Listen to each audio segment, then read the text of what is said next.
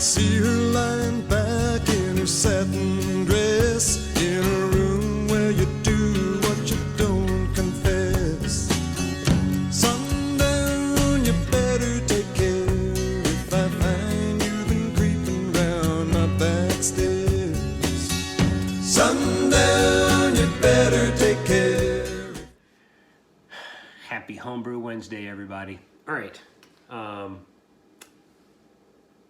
Something arrived today, and I'll talk about that. But first, I want to talk about this really cool American Pale Ale that arrived from Mr. Nikhil.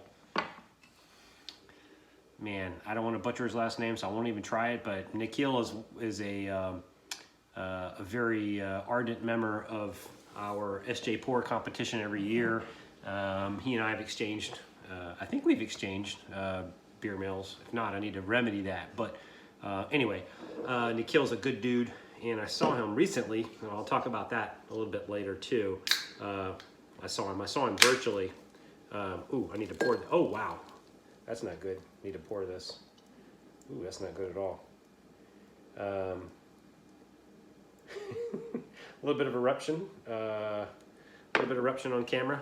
I need to do some quick homekeeping things here so I don't like destroy my iPad. But this, what he sent me, is an American Pale Ale. Wow. Gonna have to clean this up. Smells really good. And this Pale Ale is from Chicago, Charlatan Pale Ale. It is a Maplewood brewed by Maplewood Brewing Company in Chicago, Illinois, under special agreement with the Craft Central Brewing Company in Chicago, whatever that means. But brewed with, yeah, okay. It's got, oh wow, this is cool. They got the whole recipe. It's got 2-row light Munich, dextrin, caramel, and white wheat. Hops are Citrus, Simcoe, Centennial, and Warrior. And the vitals: pale ale, 35 IBUs, 7.5 SRM, 6.1 ABV, and 1 pint. Yep. And it's got a nice frothy head that is not going anywhere. And this is my brand new, hopefully break proof, because I buy those Spigolo, I don't know how to pronounce them, those other IPA glasses that I like, and they break all the time. So I've got some more of those, and I got some of these to see which ones I like the best. And I don't think this thing is breaking when it tips over. Anyway, cheers, Nikhil.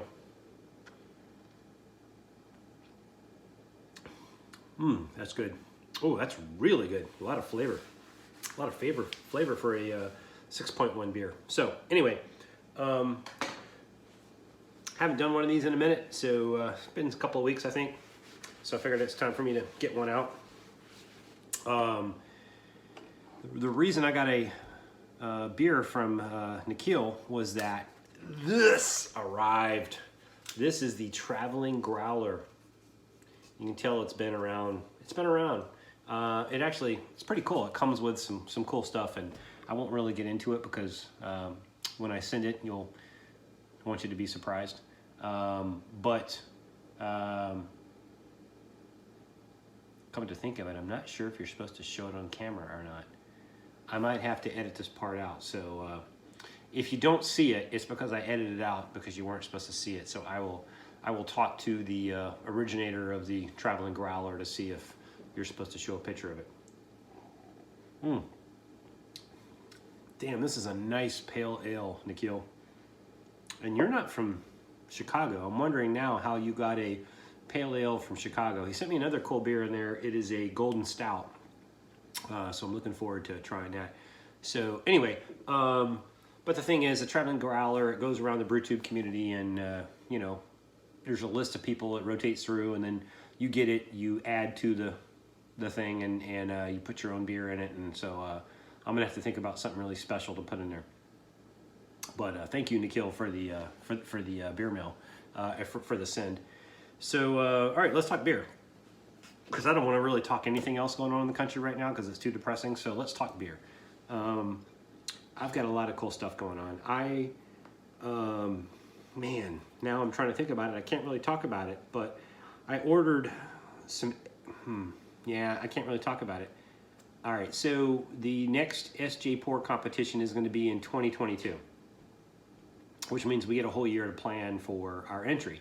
So I'm going to use that to the best of my advantage. I'm going to plan a beer that takes a long time to plan and brew and age, and I'm also going to have a backup plan just in case that falls through. So I ordered some ingredients for that particular beer, and it was stuff that I have never even thought about before. So that's going to be fun. Second thing is I have the ingredients for Old School. I was going to brew this weekend, but just didn't get around to it. So I'm going to probably brew this coming weekend. I'll do Old School, which means 2.5 weeks from this weekend, I'll have Old School on the tap. Right now, I have only one beer on tap out of 3, and it's a Belgian quad, so I got to fix that. I also have an Imperial Porter that is in my barrel. It's been aging for the past 2 weeks. I'm gonna let it go for probably another couple of weeks, get a month out of it, and then put it in a keg and be good. So it should be, yeah. So I should have that on, and that's a 9.4% Imperial smoked maple bourbon barrel porter, because I took the, actually it's, yeah, maple. Did I say smoked maple Imperial bourbon barrel porter, because I took a Imperial Porter, 9.4% ABV, put maple syrup at the end of the boil in it, and then the barrel was aged in maple and rye whiskey.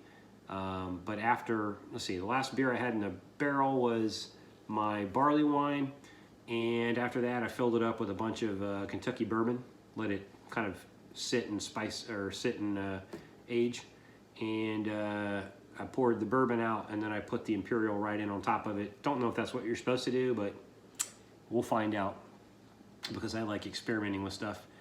And yeah, I want to see how many beers I can get out of this thing. So anyway, so I got that going on. Yeah, I just threw a bunch at you. So I got to keg the Imperial Porter. I've got to get that ready for something else, and I can't talk about that. And yeah, and maybe get another barrel. I'm going to keep the barrel aging series going. I'm going to start brewing.